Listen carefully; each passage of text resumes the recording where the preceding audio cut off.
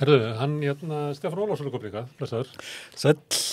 Þú ert að senda frá þig bók sem heitir Baráttan bjargirnar. Ég vildi hefði bókina hérna með, en hún er bara ekki byrjað að prenta ennþá. Ekki alveg, en það er stutt í það, næsta viku væntanlega. Undirtillinn er stjórnmál og stéttabarátta í mótun Íslands samfélags. Þetta hljómar bara eins og þú sett að skrifa nýja Íslandssögu. Já, það er svona seinni tíma sögu. Já, á vissan hátt. Þetta er þannig að ég fer í raun og veru 100 ár aftur í tíman og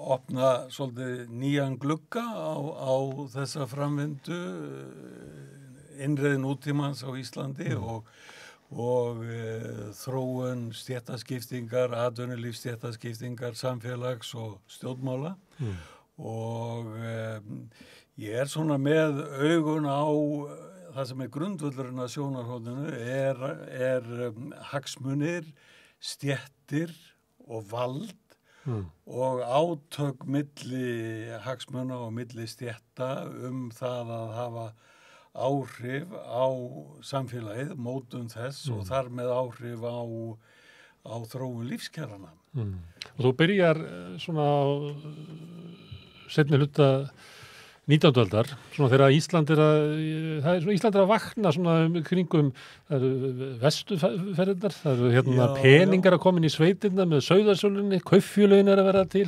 ungmennafélögin, er þetta upphafspunkturinn? Já, og sjávarútvegurinn fiskveiðarnar að verða sem svona nýr bjargræðisvegur, tímabilið er svolítið svona frá og með 1880 þaðan í frá, þá er svona þessi einkenni sem að við höfum séð í öðrum löndum þegar þau eru að nútímavæðast og í nágrannalöndunum var það nú víðast á Vesturlöndum yfirleitt í gegnum iðnaðinn til koma hans hjá okkur leikur sjávarútvegur dálítið það hlutverk. Vélvæðing bátana er eiginlega iðnvæðing Íslands. Já, fjölgun báta, stækkun báta, vélvæðing og svo koma togararnir. Það er ígildi iðnvæðingarinnar og svo... Og okkur tekst að ná í auðlindir hafsins og renna þeim inn í Íslands samfélag. Já, það var einmitt nákvæmlega og það er svona þessi stóra uppspretta að nýri verðmætasköpun sem að skapar ný störf fyrir launafólk sem að getur flust úr sveitunum að sjávarsíðunni í þorpin og komist út úr ánöð sveitana nákvæmlega og þá verður í fátæktina í bænum. Já, þá verður fátaktin og lífsbaráttan í bænum þar sem að launafólki, verkafólki byrjun eða fyrir hluta, í byrjun 20. aldarinnar er svona 70% af fólki, fullorðnu fólki er verkafólk og bændur náttúrulega líka inn í því en smá saman fækkar bændum og fjölgar verkafólki í bæjunum og það verður til þessi nýju grundvöllur að nútímalegri stéttaskiptingu á milli verkafólks og annara. Hvað er þetta? Er þetta félagsfræði? Er þetta sagnfræði? Er þetta stjórnmálafræði? Er þetta hagfræði? Þetta er nú eiginlega raun og veru allt þetta. Þetta er á ensku myndi þetta sennilega kallast political economy. Þetta er blanda af félagsfræði, stjórnmálafræði og hagfræði. Og auðvitað sagfræði eitthvað líka og hagsaga og þetta gengur náttúrulega mikið út á samspil þjóðfélagið menn líta stundum á þetta þannig að háskólar skiptast í deildir að það er hagfræði í einni deild, stjórnmálafræði í annari og félagsfræði þeirri þriðju en þjóðfélagi skiptist ekki í þannig deildir. Hlýðir okkur ekki með því að hafa það þannig. Nei, og þess vegna ég hef alltaf verið daldið út á háskólatorgi bara. Já, ég hef alltaf verið óstýrilátur inn í þessari verkaskiptingu háskólan og farið yfir landamæri. Ég var nú svo heppinn að vera í þannig námsstofnunum að það var mjög auðvelt fyrir mig að sækja fyrirlestra og fá það metna úr öðrum greinum og ég gekk jöfnum höndum til til náms í félagsfræði, stjórnmálafræði og hagfræði. Ég gerði það allar tíð, alveg í 8 ár, sko. Hérna, það sem að mótar nútíma Ísland eru alþýðu hreyfingar, verkefnishreyfingin og það sem að henni tilir og síðan kannski samvinnuhreyfingin sem kannski alþýðu hreyfing svona með einhverjum gæsalöpum að því að það voru kannski bændur sem að eru ekki kannski, það erfitt að flokka alveg, en samt sko hefur ríka rætur í samfélaginu. Já. Og þessar 2 hreyfingar eiginlega berjast völdin þarna eftir aldamótin, kannski þar síðustu, við auðvaldið og borgarastéttina. Já, mikil ósköp, sko. Og hafa sigur. Eiginlega, skamma tíma. Sigur, það mikil ósköp, sko. Náttúrulega bændur eru stærsta stéttin þarna í byrjun 20. aldarinnar og hérna, svo þegar þessi grunnur að nútímalegri eða fjórflokka skipanin í pólitíkinni byrjar að mótast fram sem er það náttúrulega tilkoma þessara stétta stjórnmála sem að endurspeglast í stofnun annars vegar Alþýðuflokksins og hins vegar Framsóknarflokksins sem gerist 1916. Og Sjálfstæðisflokkurinn er viðbrögð borgarastéttarna við þessu? Já, hann kemur seinna sem viðbrögð til að reyna að vega á móti þessu stéttaafli sem að þarna er komið og að svo miklu leyti sem að Jónas frá Hriflu var svona höfundur og gerandi í að koma þessu á, það var partur af hugsuninni sem að hann var með var sá að þessi flokka myndu starfa saman sem Alþýðuflokkur og Framsóknarflokkur. Já, sem flokkar alþýðunar og vinna gegn auðvaldinu eða borgarastéttinni, hvað sem menn vilja kalla það. Sem er ekkert svo galin hugmynd, það eru dæmumynda í Noregi og í þótt að kannski verkalýðsarmurinn hafi haft meiri völd í Skandinavíu en samvinnuarmurinn kannski meiri hér. Já, framan af var samvinnuarmurinn og Framsóknarflokkurinn með meiri völd hér heldur en Alþýðuflokkurinn og þar til dæmis vónu þetta misvægi atkvæða sem að spilaði upp í hendurnar á Framsóknarflokknum, þannig að þeir fengu alltaf miklu fleiri þingmenn heldur en hlutfall atkvæða þeirra átti að færa þeim, þannig þeir hefðu yfirvikt í þinginu og þar með í stjórnmálanum. En það er alveg rétt, já, á hinum Norðurlöndunum voru til þessi rauðgrænu bandalög sem voru kölluð, svona sem alþýðu fylkingar og höfðu heilmikil áhrif í mótun og ég dreg það dálítið mikið fram hér í þessari bók hvernig að það tekst að byggja upp tiltölulega sterka verkalýðshreyfingu hér á Íslandi snemma, jafnvel bara strax þarna á millistríðsárunum, það þurfti náttúrulega að byrja á að berjast fyrir samningsréttinum og svo hækkun launana og betri aðstæður og stytting vinnutíma og allt þetta og hérna. Það er eiginlega 2 áratugir sem að verkalýðshreyfingin er eiginlega án samningsréttar og svona formlegri réttinda og er bara eiginlega berjast fyrir. Já, félögin þurftu að bara hengja upp taxta sem að þau vildu hafa upp á vinnustöðunum til að vera leiðbeinandi fyrir verkafólki og það náðist nú einhver árangur með því en samnings... Leigjendasamtökin er ekki í dag hérna, þau bara gefa út einhliða viðmunaverð. Já, þau eru í þessari... Eiginga samningsaðila. Já, þau eru í þessari stöðu að reyna að verða til. Svo er það vinnulöggjöfin sem er komin í lög 38-39 sem að formfestir og lögleiðir samningsréttir endalega en áður en að því kemur þá voru verkalýðsfélögin búin að sýna það að þau gátu til dæmis á kreppuárum 4. áratugarins að þau höfðu orðið burði til þess að standa gegn því að atvinnurekendur keyrðu niður launin. Og Gúttóslagurinn frækt dæmi einmitt það þegar átti að ónvænta borgaryfirvöldin sem ætla að keyra niður laun í vinnu í Reykjavík en verkalýðsfélögin höfðu þá þegar orðið burði til að gera þetta og svo er mjög athyglisvert þegar að seinni heimsstyrjöldin skellur á að þá náttúrulega batnar í kvelli þegar ellenda herliðið kemur til landsins, Bretarnir fyrst og Bandaríkjamenn síðar, þá verður alltaf því fulla atvinna fyrir karla allavega í tiltölulega hratt. Þannig að þær aðstæður batna mjög snarlega og styrkja þar með stöðu verkalýðsfélagana sem að tóku og nýttu sér þá stöðu af fullum krafti. Þannig að það verður gríðarleg launahækkun hér á tímabilinu frá 1942 og alveg til 1947.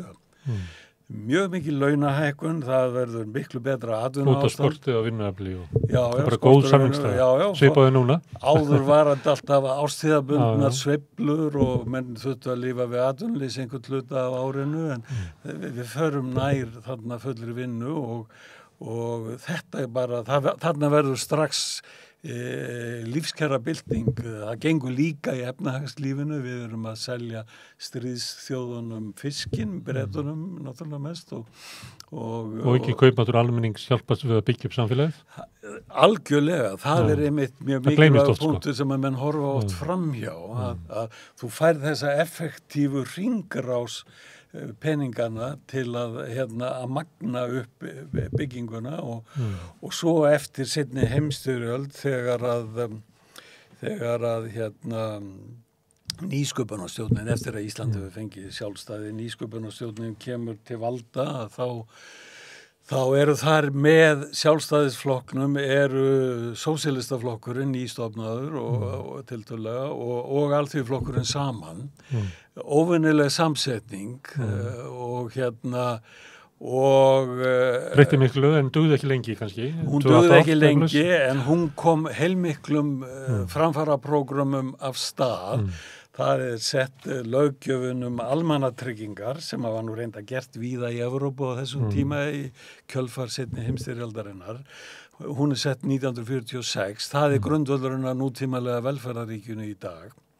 Og það tekið mikið átak í uppbyggingu í heilbrigðisþjónustu og í skólum, framhaldsskólar, gjaldfrjálsir framhaldsskólar fara að koma til sögunar og síðan líka gerð bylting í atvinnulífinu, togararnir, nýsköpunartogararnir og mikil þensla, mikil og öruppbygging og svo þurfti að gera vegi eitthvað og annað og þarna bara fer allt í mjög hraða nútímavæðingu og hagvöxt og svo í raun og veru tekur við uppbygging velferðaríkisins í framhaldinu eftir að búið að leggja stoðirnar þarna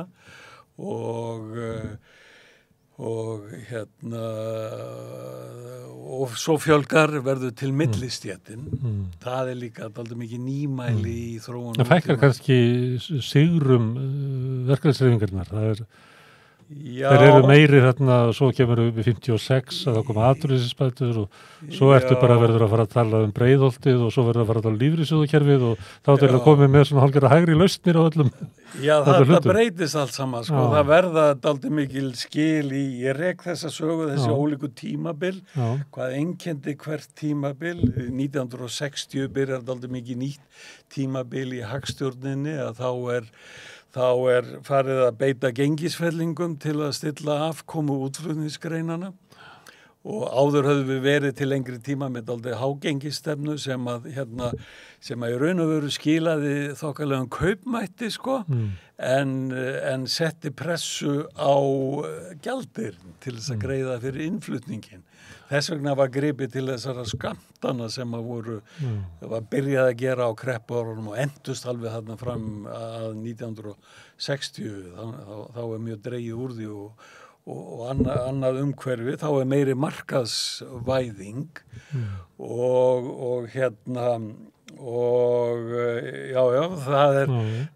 en það mjög hörð kjarabarátta að hálfu verkalýðshreyfingarinnar sem einkenni tímabili frá 1960 til 80 pluss 85 cirka og svo kemur þjóðasáttin 1990 þá dofnar yfir öllu þá svolítið slokknar á ljósunum á skrifstofum verkalýðsfélagana hægði mjög og þau verkalýðshreyfingin beitti sér mjög hóflega, en á sama tíma verður alveg enn önnur byltingin í hagstjórnarumhverfinu, það verður innreið nýfrjálshyggjunar sem að kemur upp úr 1990. Hún nú byrjuð það byrjuð að plantinni inn hér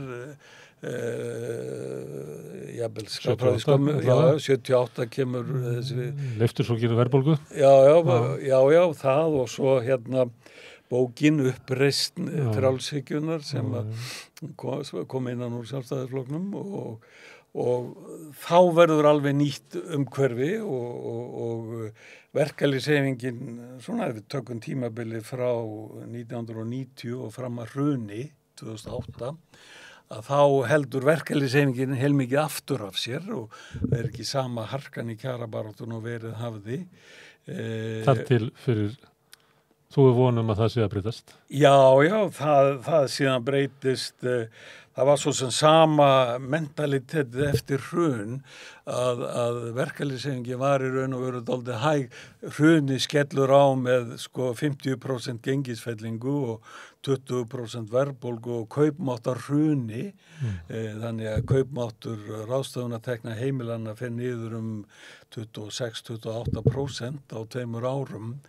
Og hérna verkalýðshreyfingin var mjög sein að fara tilbaka en það hafði alltaf einkennt tímabilið frá 1960 til svona 1985 að þegar að gengisfellingar eru keyrðar í gegn og oft stærri en þær þurftu að vera til þess að búa til hagnaðarskilið í sjávarútveginum, að þá sem sagt þá kom verkalýðshreyfingin niðurlega mjög fljótt tilbaka, árið seinna, síðasta lagi 2 árum seinna. En eftir hrunið, með harðar kröfur, sækja tilbaka tapaðan kaupmátt og það skilaði sér oft bara nokkuð vel og verðbólgan var náttúrulega há og að mestu fyrir orsakir gengisfellingana. Og ótæpilegra fleytinga á verðhækkunum yfir allt, það var alltaf yfirlega gert þannig, að gengisfellingin hún hækkar verð á innfluttum vörum en ekki endilega á öllum vörum og ekki endilega á innlendri framleiðslu sem að byggir á innlendu hráefnum og öðru slíku, en menn tóku þetta yfirlega bara þannig. Þannig að þú ætlar að halda þig fram að á tímum verðbólgunar sem að við hefum að horfa tilbaka með hryllingi, að þá hafi náðst mikill árangur, bæði í bara framleiðniaukningu og líka kaupmáttaraukningu. Já, og bara met í aukningu á einkaneyslu. Þetta er áróður, ég tek þjóðarsáttina og gegnumlýsi hana upp á nýtt. Og dreg fram það sem að voru staðreyndir í henni annars vegar og góðsagnir, ranghugmyndir sem voru byggðar upp í kringum hana.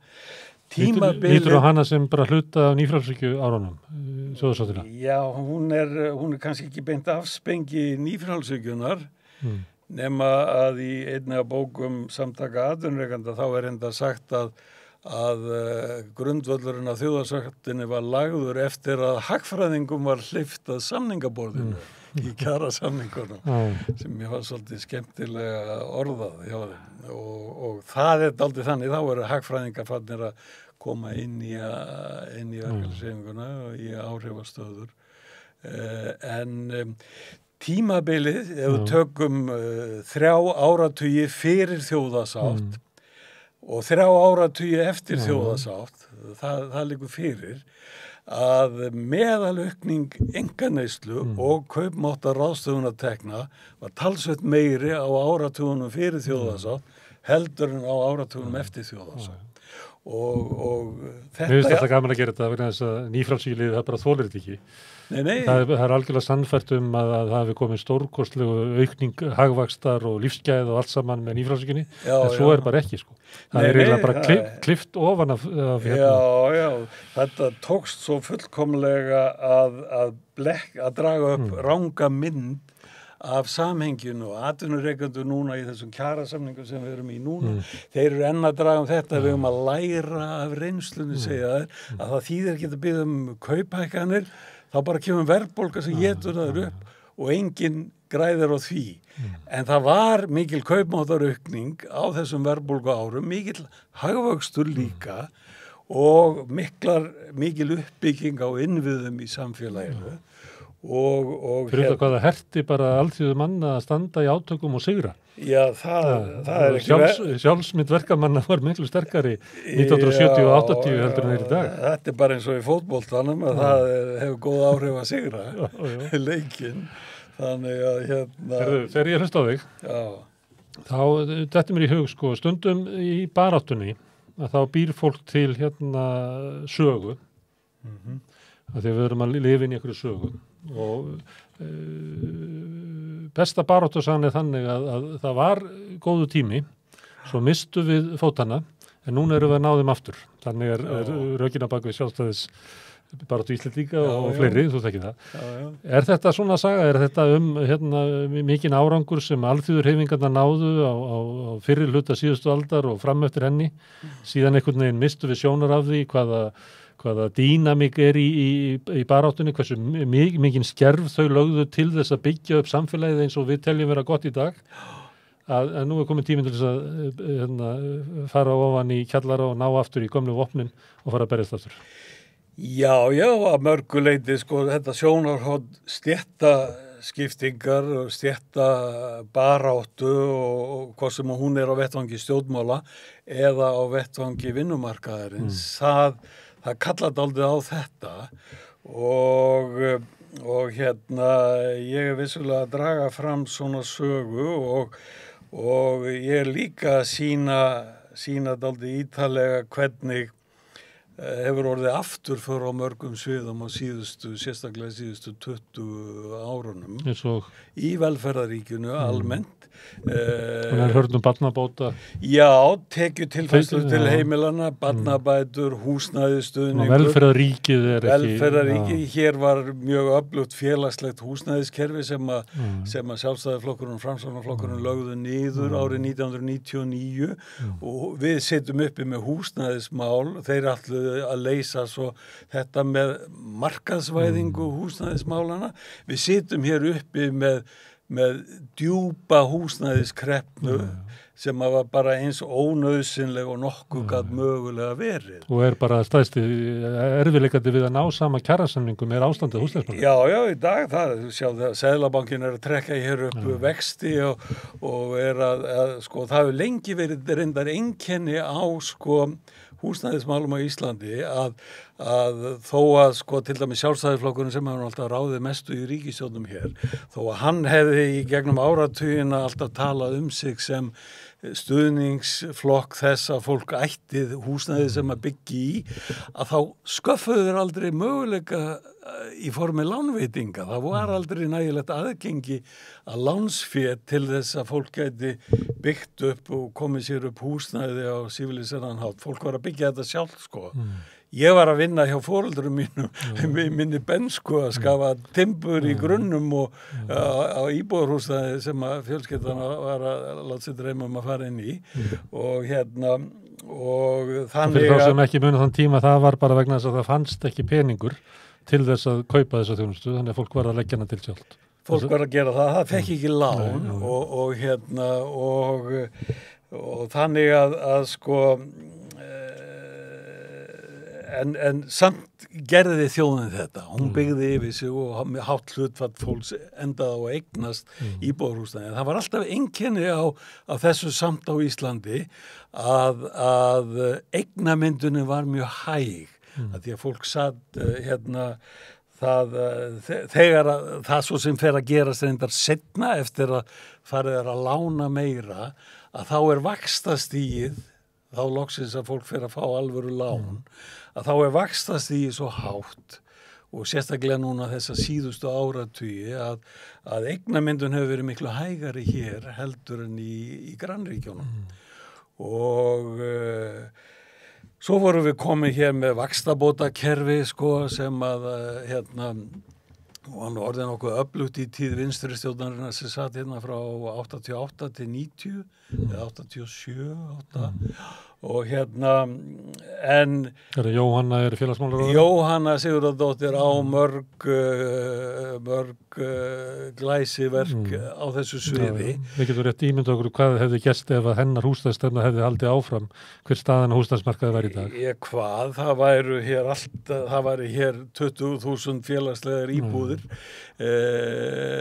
en við verðum ekki. Það er bara verkefnabústaðin sem væri svona stórir, svo eftir félagslegu leiguíbúðir. Já, og kauplegu íbúðir og annað sem að hún var með alls konar mjög vænar lausnir. Það búið að eyðileggja þetta meir og minna allt saman og nú hefur verkalýðshreyfingin byrjað á því 2016 að stofna Bjarg og þar hafa verið byggðar 600 íbúður á ári 700 sagði Ragnarinn áðan, hann já, hann er þar í stjórn, það er eitthvað svoleiðis og þetta er náttúrulega bara dropi í hafið en gott úrræði en að við skulum hafa mist allt þetta sem við höfðum hér í höndunum og við erum að byrja, þetta er bara akkurat aldrei mikið dæmisagan um velferðaríki. Svo var það þannig að því að lífeyrir, ef við förum yfir á aðra hlið velferðaríkisins, að lífeyrir almannatrygginga, það tregaðist á viðreisnarárunum, þá tregaðist ríkisstjórnin við að hækka hann eins mikið og var gert á hinum Norðurlöndunum. Þannig að verkalýðshreyfingin fer inn á þessa leið 1969 í kjarasamningunum eftir mikla kjaraskerðingu í stað þess að taka hana alla tilbaka í launahækkunum að þá er farið inn á þessa leið að stofna lífeyrissjóðina á almennum markaði til þess að yrði hægt að greiða fólki hærri lífeyri í ellinni og í örorku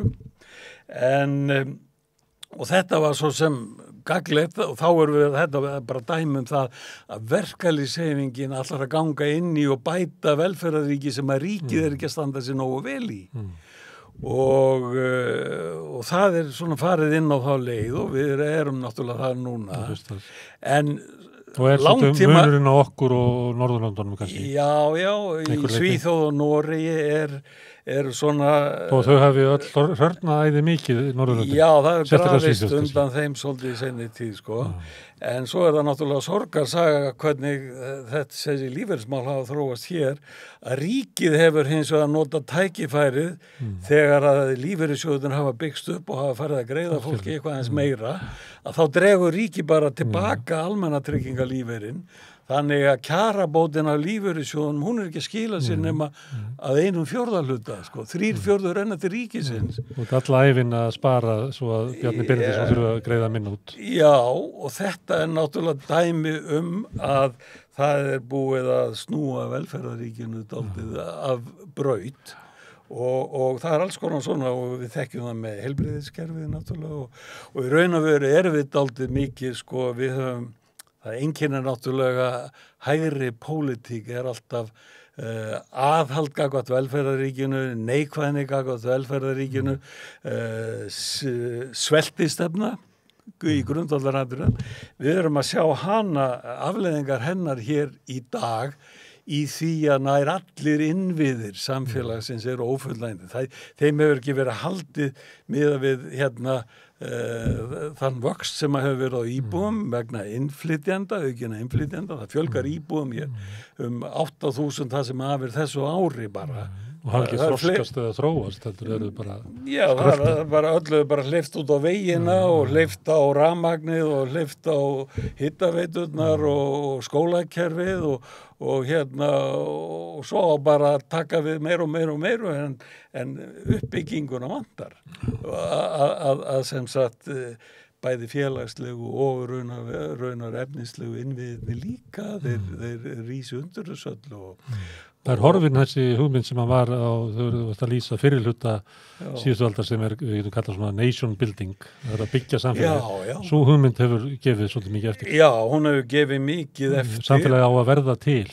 Já, mikil og sköp. Hún hefur gefið mjög mikið eftir og það er dálítið saga afleiðingar nýfrjálshyggju tímans, ekki bara á Íslandi heldur annars staðar. Við erum að sjá þetta að þú varst að nefna með hinn Norðurlöndin að það hefur Svíjar til dæmis í tíð hægri stjórnar Reinfeldts 2 kjörtímabili röð að það gróf mjög undan lífeyriskerfinu, undan menntakerfinu, heilbrigðiskerfinu og þetta, og þeir eru ekki lengur í fremstu röð velferðaríkja eins og þeir voru í áratugi og svo það þetta það sem að bókin fer út í endan að hún tekur dálítið svona stöðuna á nútíman og alþjóðavæðinguna og hvernig hún að koma inn í með áhrif inn í þróun nútímalega þjóðfélag, ekki bara á Íslandi heldur annars það líka, en vissulega líka hér. Taka völdin af almenningi þá?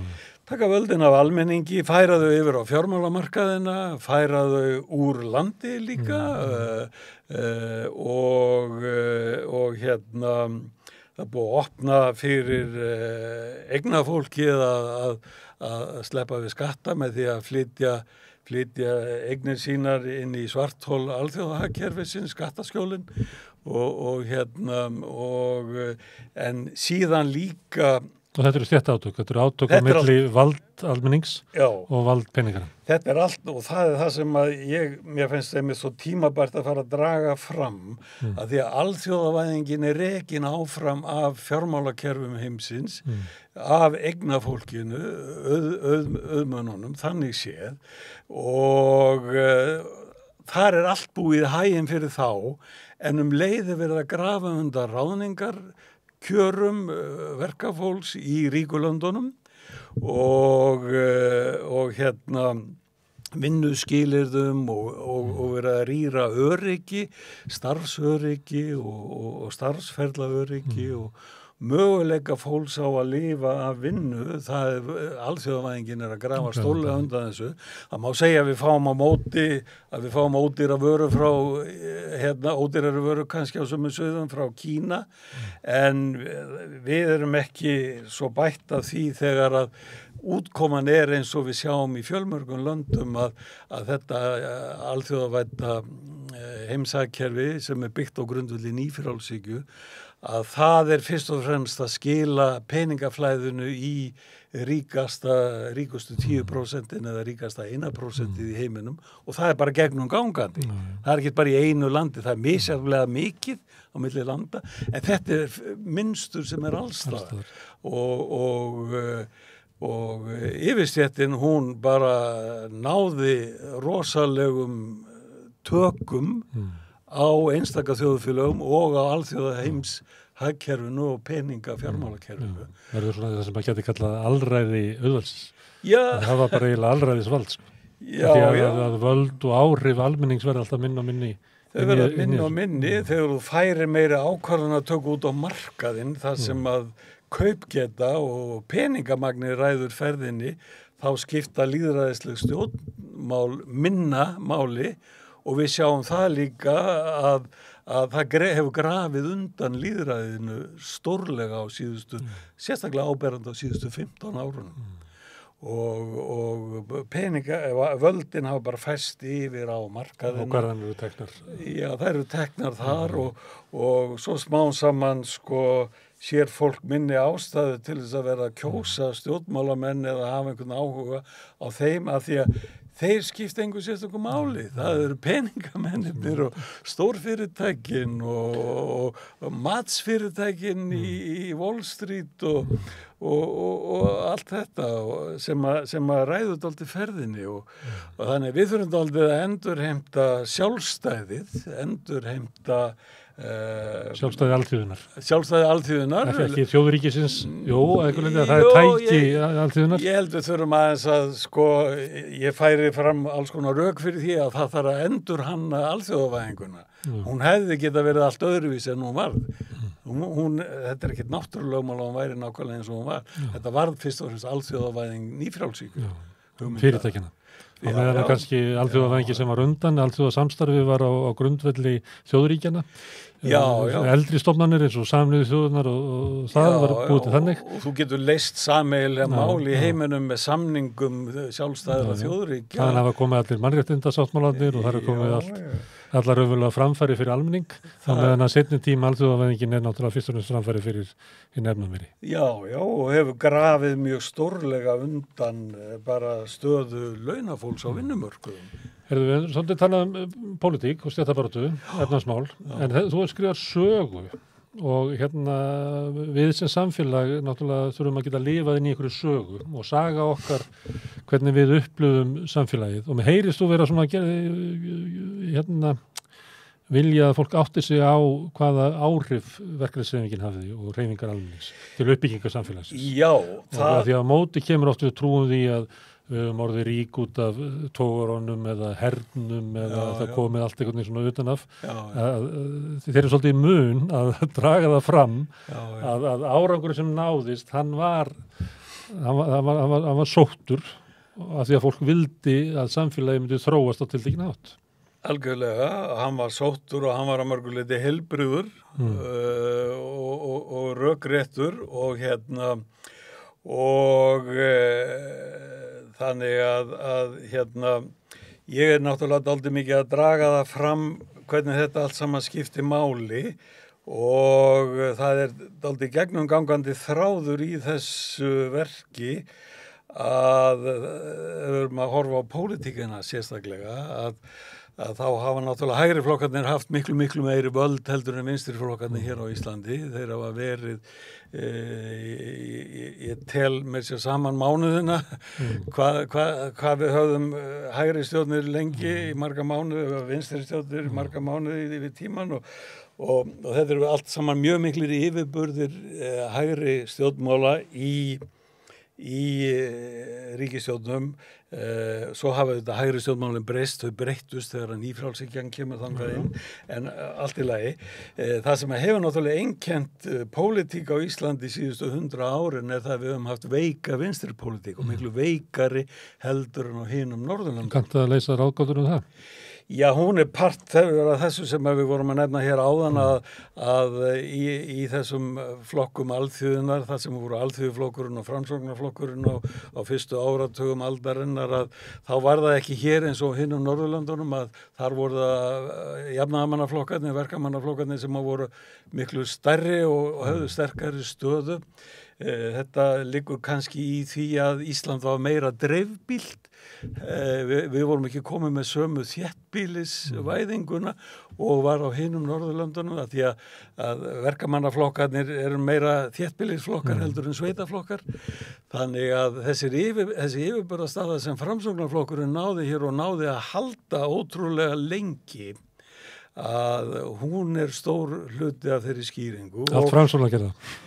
Já, annars vegar það og hins vegar voru svo klofningarnir á vinstri vangnum voru þegar að stjórnmálavaldi lá meira hægra megin, að þegar að vinstri flokkarnir fóru svo að fara í stjórni með sjálfstæðisflokknum og jafnvel með Framsóknarflokknum eftir að hann var komin dálítið langt til hægri sem að gerist svo seinna þegar líður á öldina að þá náttúrulega verður það erfitt í vinstri flokkunum og þá klofnuðu þeir oft yðurlega, jafnvel. En áður höfum við aldrei sínum málu fram, þurftu alltaf að gera samninga við til hægri. Já, og þeir voru alltaf í veikari stöðu, en það gat þó orðið sko að við einstakar aðstæður eins og því í nýsköpunarstjórninni að þá gera kratarnir þá kröfu að þeir vildi ekki fara inn í þessa stjórn út á tókstritu við sósíalistana. Þá var líka að vera lífsnauðsynlegt fyrir Ólaf Thors að koma sjálfstæðisflokknum í stjórn. Já, hann var til að semja mikið sko. Hann var til að semja mikið og kratarnir gerðu það sem þeir héldu kröfu sem að yrði hafnað og þeir þyrftu þá ekki að hafa áhyggjur af þessu meira og þeir fóru fram á það að fá almannatryggingakerfi sem væri jafn gott og það besta sem að væri til í heiminum á þeim tíma og eftir ekkert svo langan tíma þá segir Ólafur Thors bara ég láta það hafa þetta en hann svo arrangeraði því fljótlega í kjölfarið að hann fann upp og þeir félagar hann fundu upp leiðina til að passa að þetta ekki of dýrt, sko. Þá koma tekjutengingarnar og skerðingarnar strax til lífs fljótlega, sko. En þetta gegnum gangandi þráður í þessu að við höfum haft veikari vinstri pólitík heldur en á hinum Norðurlandunum. Það er ekki bara því að við erum bjartur í sumarhúsum? Þú hefur ekki trúið á svoleiðis? Nei, þegar... Þetta var bara að vera illa spilað út. Já, illa spilað úr þessu öllu saman og svolítið óheppilegt sumt að því og svona. En íslenska þjóðin, ef þú horfir á hann í dag og það eru til eldri gögnum það í hvað mæli hún staðsetur sig á hægri vinstri kvarða. Við erum ekkert mikið meira á hægri kvarða heldur en hina Norðurlandaþjóðirnar. Þetta hefur bara brugðist skipulagið og strategíurnar og uppbyggingin í að nýta þetta.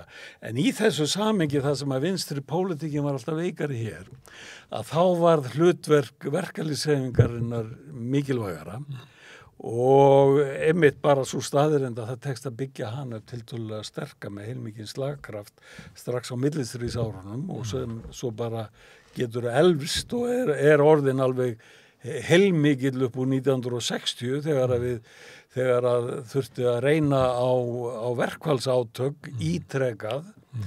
Svo mikið að íhaldið bara skipulega reyndi að koma sér fyrir og náði ákveðnum tökum inn í verkefnisins. Já, þeir sá enga aðra vænni leið en að bara brjóta það niður. Eða þú veist að tvístri það. Það verði ekki að þessu afli sem að leita út fyrir þetta virði. Já, það var þannig og það var mjög mjög lærdómsríkt sem að segja líka bara stöðu verkalýðshreyfingarinnar. Það var ekki þetta að tjónka við hana og þeir tala nú þannig ennþá í Seðlabankanum eins og þeir séu enn við árið 1975 en þetta hefur þessi sérstaki styrkur verkalýðshreyfingarinnar á Íslandi sem hefur í reynd verið á síðustu árum, meiri heldur en á hinum Norðurlandunum. Hann hefur skilað okkur þó því að íslenska velferðarkerfið, að það má svona 80% kannski segja að það sé norrænt velferðarkerfi. Ef við hefum ekki haft þessa sterku verkalýðshreyfingu, þá væru við í dag með velferðaríki og samfélag sem væri miklu líkara bandaríska samfélagi. Sem að brotna niður. Herðu Stefán, grundvallaratriði. Ertu ennþá upp í háskóla, prófessor? Nei, ég er starfsmaður Eflinga. Þú er tómthúsmaður hjá Sólveigu Önnu. Já, ég er starfsmaður á plani og líka það bara vel, ég þurfti að hætta, ég náði 70 aldri í fyrra og þá og þá ákvaðstu að fara bara í baráttuna? Já, ég ákvaða að það var bara áhugavert og sérðu ekki eftir því? Nei, mér finnst þetta hefur verið mjög lærdómsríkt og ég get alveg sagt það líka að ég hef lært heilmikið á því náttúrulega. Ég var búin að vera að stúdera þetta allt saman í háskólaumhverfinu og allt það og hef skrifað heilmikið sem að kemur inn á þetta. Ég hef getað byggt þessa bók á fyrri verkum mínum en ég hef líka lært mikið þarna úti á akrinum. Þú komin á þann aldur sem fræðimaður að þú skrifar bækur með löngu samhengi. Það gerist oft með aldrinum að fólk fær. Já. Það verður getan sem að eldri menn hafa umfram yngri. Já, ég held ég sé ekkert að hæla mér neitt kjánalega þó ég segi það að maður fær yfirsýn sem að maður hefur ekki áður. Það tekur alla ævina ná henni. Já, og bara og satt að segja þetta ansi yfirgripsmikil bók þó ég segi sjálfur frá en það var mjög auðvelt að skrifa hana fyrir mig. Og ég fekk heilmikla hvatningu af því að gera það bara af þessum störfum mínum inn í verkalýðshreyfingu. Þessi þörf fyrir þessa bók. Mikil þörf, ég sé það. Sem þú ert að reyna að fylla. Þetta opnar alveg nýjan glugga á samfélagið og þróun þess og skýrir svo margt af hverju hlutirnir eru eins og þeir eru. Því miður höfum við bara mynda fórsíðunni, við höfum ekki bókina. Já, hún kemur í næstu viku. Ég hef ekki lesið hana, en bókin sem að þú skrifar ójöfn á Íslandi, ég hugsaði þegar ég las hana að þessi bók á eftir að valda strömkurum í íslenskri pólitík. En ég veit ekki alveg hvort það hafi gengið eftir. Stundum það er lægni einhvern veginn í okkar samfélagi að láta góða hluti einhvern veginn liggja og þeir hafa seint áhrif, en líklega munur hafa áhrif á tímum. Mér fannst það að vera stórkostleg bók. Já, þakkaði fyrir. Hún var líklega allt öðru sem þessi. Já, hún var miklu, sko, hún var svona þyngri, tæknilegri. Hún gekk aldrei mikið út á að sýna þróunina í þróun tekna og eigna og þessi umskipti sem fylgdu nýfrjálsökutímanum og hún gekk aldrei mikið upp að því ég hafði orðið fyrir gríðalegri gagnrýni þegar ég var að koma með þessar upplýsingar fram hérna á árunum fyrir hrun og sú bók snýrist aldrei mikið það að sýna á marga vegu hver staðreyndirnar voru mjög brimvarinn. Já, mjög brimvarinn og þessi léttari. Þessi rennur betur. Heldur mýgra á pennanum þarna. Miklu, já, og hún miklu læsilegri og miklu líklegri til að hreyfa við fólki. Það vona ég að verði. Takk kærlega fyrir að koma hérna, Stefán, og segja okkur frá baráttunni bjargirnar.